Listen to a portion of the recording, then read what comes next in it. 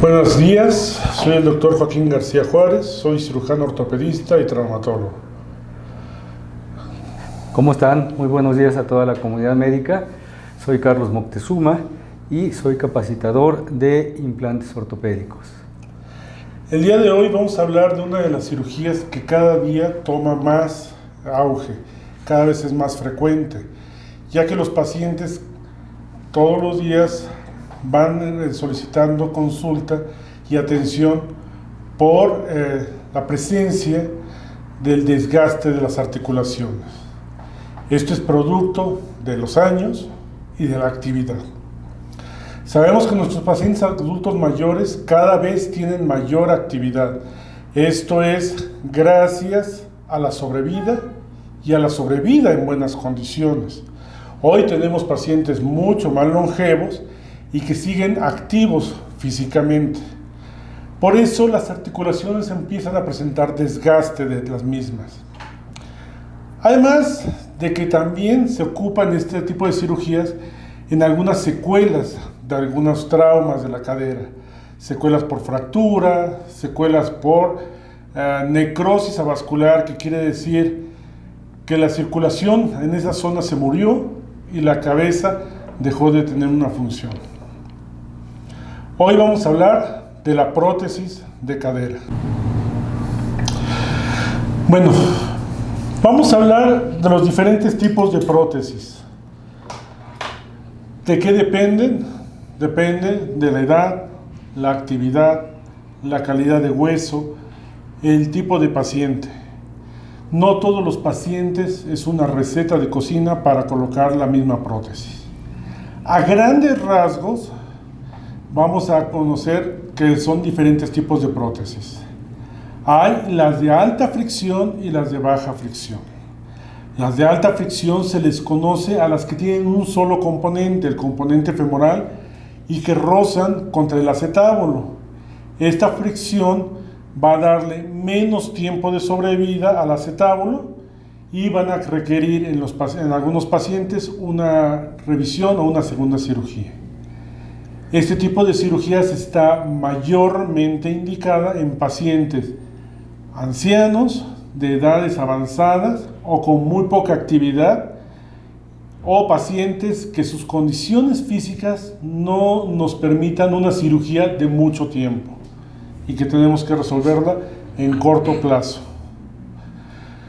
De las prótesis de baja fricción se les conoce a las que llevan los dos componentes, un componente fijo en el acetábulo y otro componente en la parte del fémur. Y el movimiento se realiza entre estos dos componentes, generalmente un componente plástico contra una cabeza que puede ser de cerámica o puede ser metálica. Estas se deciden en pacientes con mayor actividad y que el pronóstico de sobrevida es de mayor tiempo, o bien que el procedimiento que necesitamos hacer, que es de mayor sangrado, mayor tiempo, las condiciones físicas del paciente no los permiten. Bueno, del tipo de baja fricción, encontramos las que tienen únicamente la cabeza fija, también conocidas como Thompson, o también de Austin Moore, que son los diferentes tipos, o la opción entre las de alta fricción y baja fricción, que son las bipolares, es decir, llevan un acetábulo que no se fija, pero que permite un doble movimiento entre la cabeza y el acetábulo, y otro movimiento entre este acetábulo falso o metálico contra el acetábulo de hueso. De las prótesis de baja fricción, sabemos que tienen primarias, revisión, tumorales. De todas estas hay cementadas y no cementadas. La indicación la tomará el cirujano junto con el paciente, y las características para colocarlas son las siguientes: la edad, actividad, calidad de hueso. Tomando en cuenta todas estas características, el cirujano ortopedista junto con su paciente va a decidir cuál es la que más le conviene. Ahora vamos a ver las características, a grosso modo, de cada una de ellas. Bien, ya el doctor García explicó perfectamente las características de los implantes de baja fricción y de alta fricción. Ahora bien, hablando ya específicamente del tipo de implante, existen actualmente dos variedades. Las prótesis cementadas, aquí está un ejemplo en donde este vástago va a estar recubierto por un acrílico de metilmetacrilato que se conoce en el medio como cemento óseo para fijarlo dentro del hueso. Y las prótesis que, de acuerdo a la calidad ósea, como lo comentó el doctor, pueden ser utilizadas sin este acrílico, y esto, la fijación va a ser a través de estructuras especialmente diseñadas por los fabricantes de los implantes, en donde va a haber un crecimiento óseo y se va a fijar al hueso. Entonces, claramente se ve la diferencia. Las que usan el cemento óseo son totalmente lisas, y las que no lo utilizan tienen una rugosidad específica para que ahí exista algún crecimiento y tenga una mayor fijación. Estas prótesis son acompañadas por el acetábulo, que es lo que va a hacer la articulación con la prótesis para que esa extremidad tenga movilidad nuevamente. Estos acetábulos también pueden ser cementados, como estas piezas que son de polietileno 100%, o no cementados, los cuales son conchas metálicas que van a llevar fijación a través de tornillos en los orificios que tienen. Y la unión de ambos elementos es lo que va a hacer que se articulen y que la cadera nuevamente tenga la movilidad anatómica deseada para que pueda hacer sus actividades normales.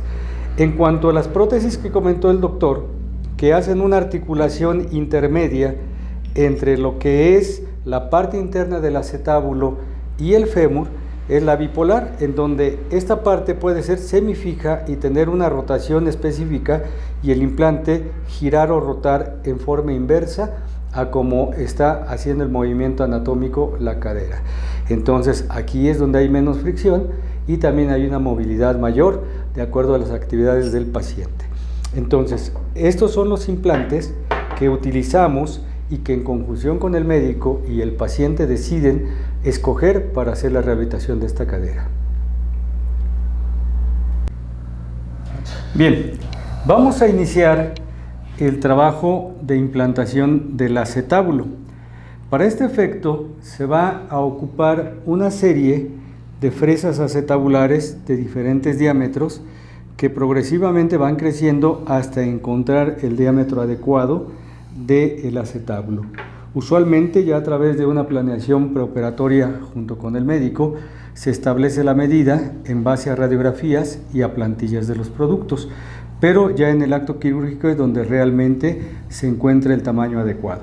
Entonces, vamos a iniciar con nuestro perforador, en donde ya se montó la fresa, y vamos a iniciar el labrado del acetábulo.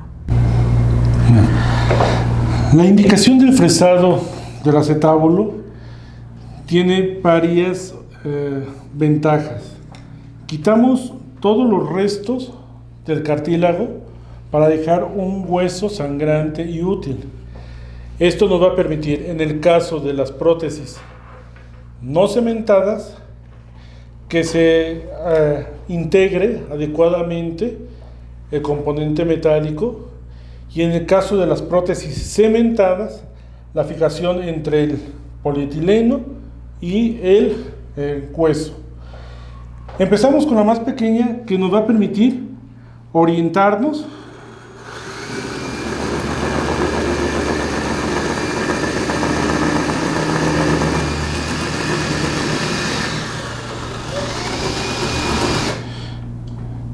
y quitar la mayor parte de restos de cartílago.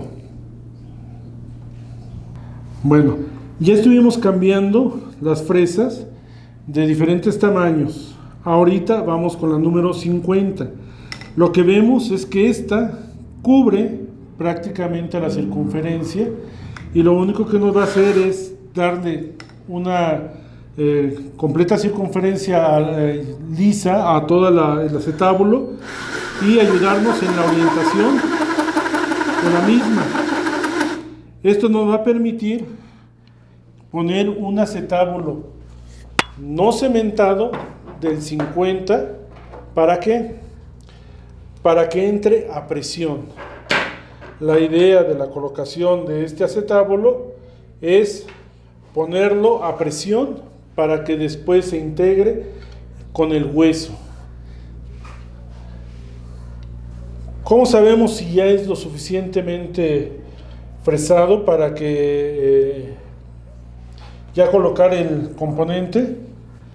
Poniendo un acetábulo de prueba, donde se fija, vemos la orientación y lo impactamos.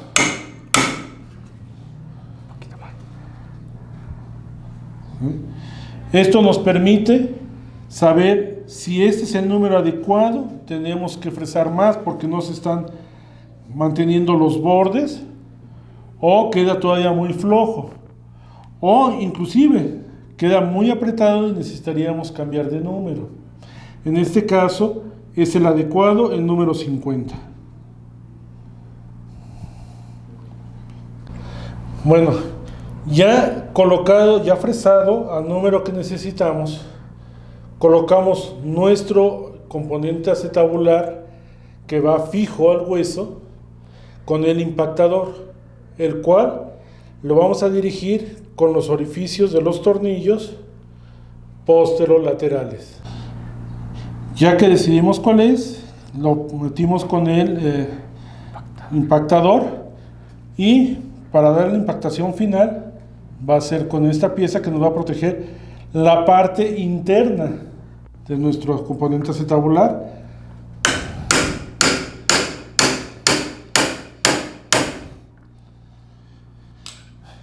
Esto nos permite ya mantener una mayor cobertura, y los tornillos, los orificios de los tornillos están dirigidos hacia una zona de seguridad posterolateral. Se fijan tornillos. Bueno, ya que logramos colocar en la posición que nosotros deseamos con la orientación adecuada, vamos a fijar los tornillos. Tenemos una guía de broca, una broca cuya característica es que es flexible, lo que nos va a permitir mantener las posiciones adecuadas. ¿De qué tamaño son nuestros tornillos? 15, 20, 25, 30 y 35 milímetros de longitud. Perforamos hacia la parte posterolateral, que es una zona de seguridad. Medimos con un medidor flexible.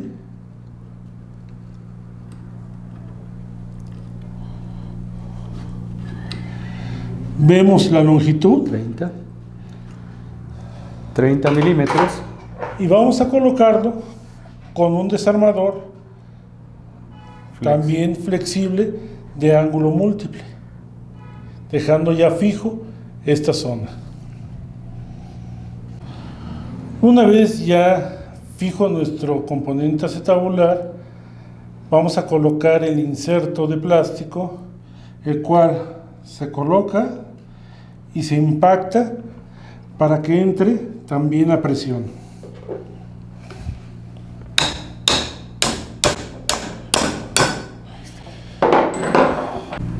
Una vez ya impactado, se retira, viendo que todo se haya coaptado, que los bordes estén bien colocados y que no haya espacios para que haya terminado a presión. Ahí es como ya queda colocado el componente acetabular de los no cementados.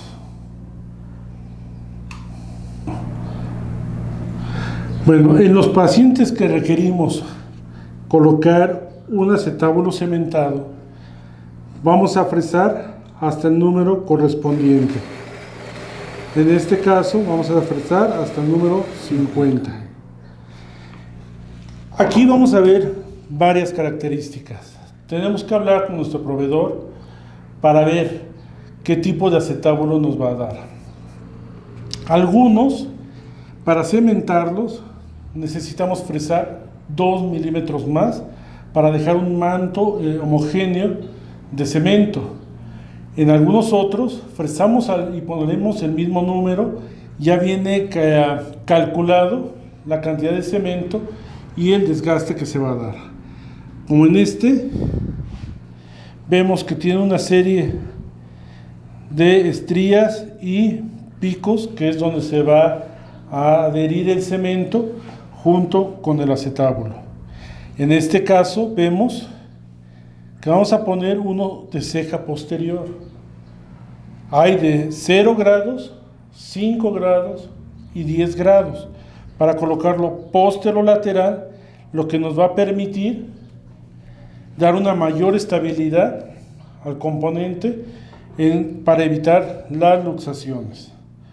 Una vez que ya decidimos, colocamos nuestro acetábulo y lo impactamos.